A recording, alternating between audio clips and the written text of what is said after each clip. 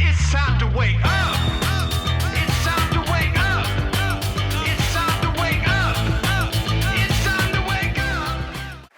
Thank you both, gentlemen, for fascinating presentations. And now I'd like to go a little bit deeper in terms of the technologies that both of you all are working on. And at first, I'd like to kind of frame it a little bit in terms of there are a lot of folks out there who think plastic should be gone right now. Same with fossil fuel vehicles. They should be gone right now, right? We don't have time to waste. So I'd like you to kind of respond to that. And you both did a little bit in your presentation, but let's just talk about the role of these technologies in the whole landscape of the market and where we are in terms of the planet. As you said, Dr. Malcolm, there's not a year where we haven't gone down in terms of emissions. So just situate us a little bit in terms of that. Happy to start. I think we need to be pragmatic. We're not going to replace the problematic substances or transportation with just one solution. We have to be very specific about using the best solution for the best application. So we're not here to claim that seaweed is going to replace all the plastic out there, but we think that for the most problematic, we have to focus on alternatives. And I think that's the important role of transition solutions to be doing a better job at like that right now, not in kind of like 10 years or 20 years, but also leaving a little bit of space for innovation.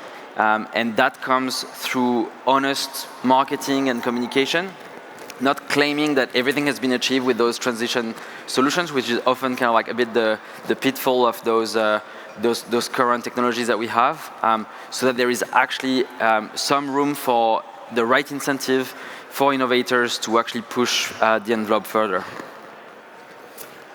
Thank you. I think the key word is pragmatism. I completely agree with you, Pierre. And the reality is, the future is EVs. There's no question about it. The future is hydrogen, cell fuel-driven vehicles. But the reality is we're so far from where we need to be.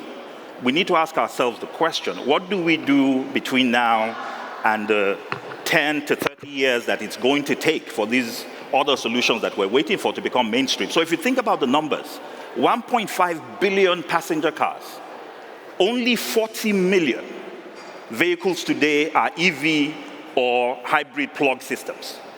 40%. So 40 million versus 1.5 billion, and it's going to take us 20 to 30 years for us to make that transition. Right now, we're still struggling to find EV solutions that would be viable for the 250 million trucks that now have a range problem that it's difficult for EV solutions to solve. So my view is, the philosophy that I use to approach this is that it's not an either or, it's a yes and.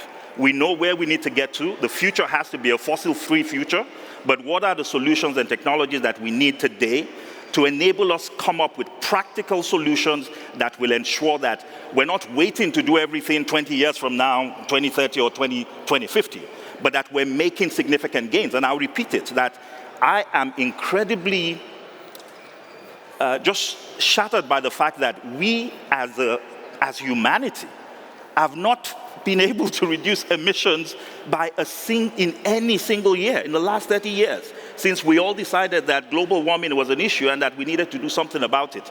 So these are bridge solutions that will help us get somewhere, and a fossil-free future has to be the future that we all aspire towards. Thank you for that. And let's talk about that pathway toward a fossil fuel, a plastic-free, a petrochemical-free future.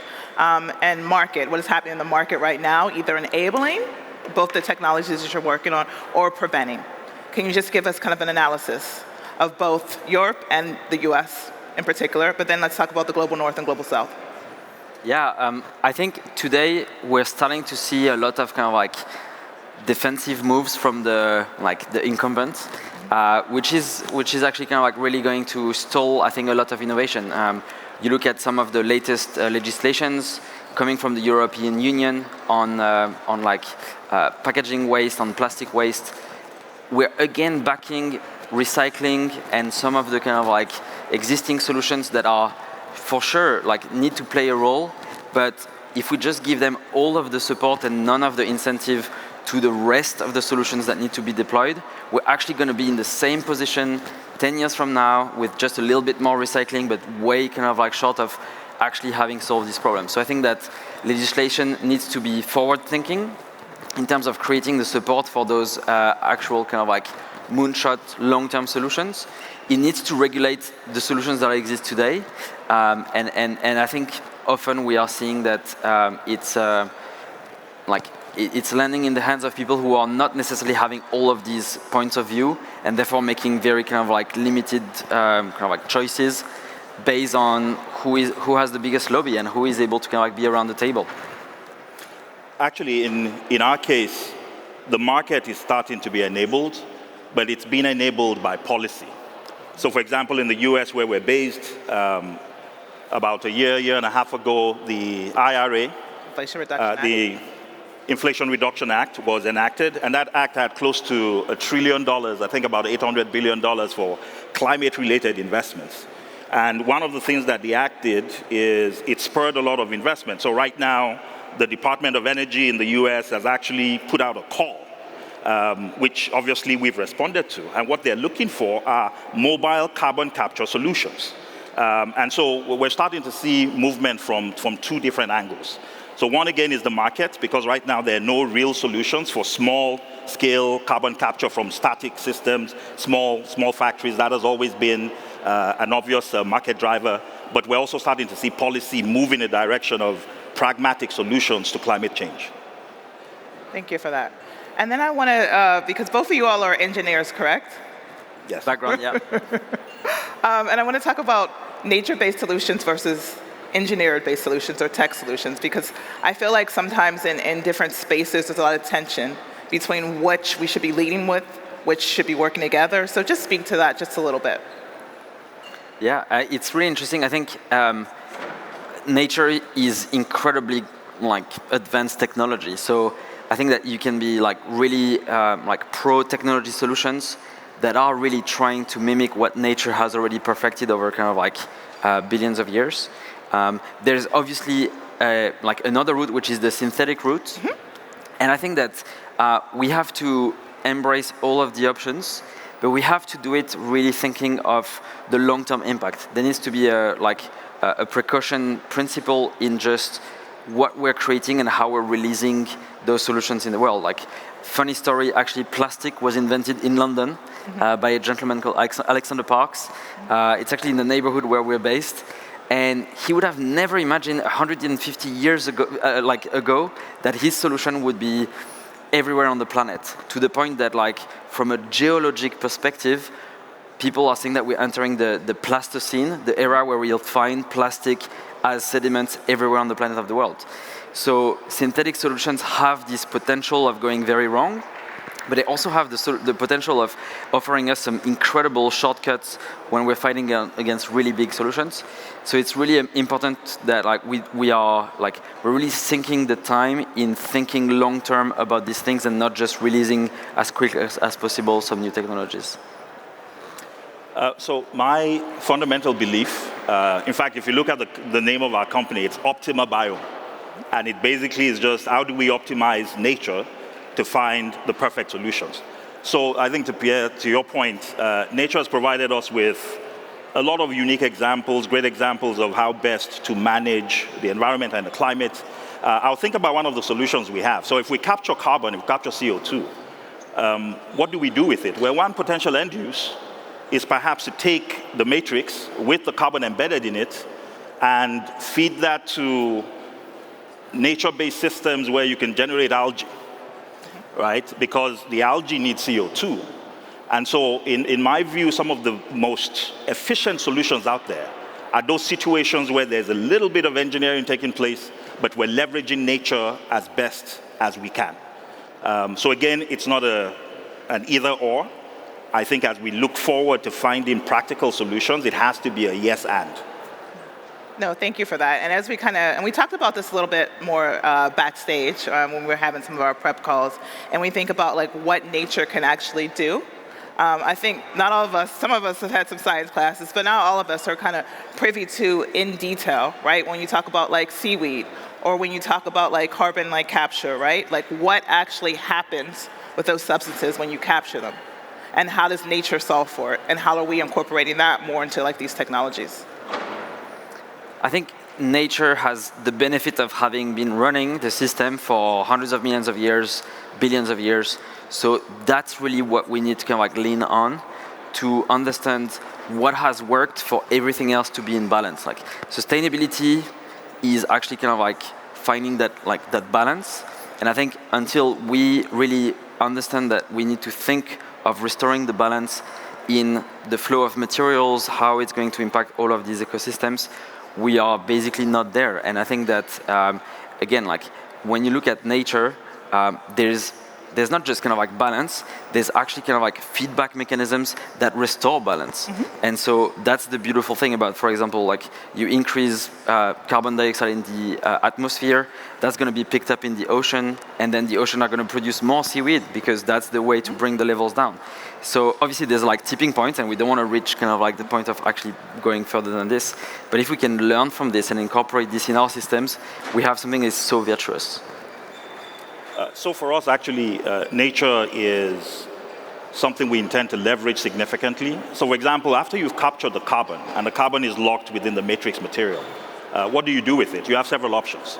There are the usual options where you can, bury it into underground storage, you can use it for enhanced oil recovery and things like that. But what we're focused on are solutions like taking that CO2, as I was explaining earlier, and feeding it to microbes that can actually utilize that CO2 and generate products. One of that class of microbes is algae. But we also have other microbes, methanotrophs, that have the capacity to take carbon from things like methane, carbon from things like CO2, and use that to form bioplastics. So we're looking at utilization approaches that are very different from the traditional ones that a lot of folks have been talking about, but that fundamentally leverage nature to create new products and optimize, the ways in which we deal with the environment. And hopefully, with the results we've seen indicate that it's not just a hope, but that there are viable pathways where nature can play a more significant role in helping us deal with this climate issue that we have. So thank you for that, and I'm glad you ended on the word hope and viability. I think because a lot of times, particularly when we talk about like environmental sustainability, there's almost this sense of, we are in a dire state. I don't want to disvalue that, but I think when we have folks like you, technologists like you, environmentalists like you, there is hope. So in these last kind of 60 seconds for each of you guys, I'd like you to kind of give us some takeaway thoughts in terms of rooted in hope, technology, and nature. I'm an urgent optimist. I think that we definitely have lots of solutions that we need to embrace right now, grow right now, to actually still prevent us from hitting the worst case scenario. It's a gradual scale, so we still have kind of agency over what we can do. And I really think that each one of us has an incredible kind of power that we underutilize. Brands nowadays, they are ultra listening to everyone. They're looking at purchasing patterns. If we vote with our wallet, if we kind of shout out, if we say that we are not satisfied with the mix of solutions that are on the table, there's plenty of people whose job it is to understand that and make sure that there's realignment. So we need to really make sure that we are kind of using those channels to the maximum. So I'm extremely hopeful. And I think the philosophy that we're taking in Optima Biome is one in which we believe that developing tools that end up in the hands of consumers, that can make a significant impact. Why consumers? Because the average person, we've demonstrated a capacity to buy energy at a higher cost because we care about the environment. There are many of us, 40% of us, based on surveys, are willing to pay 10% more to purchase air tickets because we think it's good for the environment, right, to offset the carbon footprint. We're willing to take our waste and put it in different bins because we think it's important for the environment. But so far, the tools available to households and individuals are limited, right? If you want to reduce your carbon emissions, you have to start riding bikes. Well, there are places in the world where you can't ride bikes. There are places in the world where there are no electric scooters. I saw a ridiculous situation one time where I was traveling in Nigeria and there was an electric car parked to the side of the road and somebody was charging it with a diesel generator, right? So it's the reality of the world we live in, but I believe putting solutions in the hands of individuals and households can make a significant impact, and that's what we're focused on. Thank you for that, and thank you for an amazing discussion today.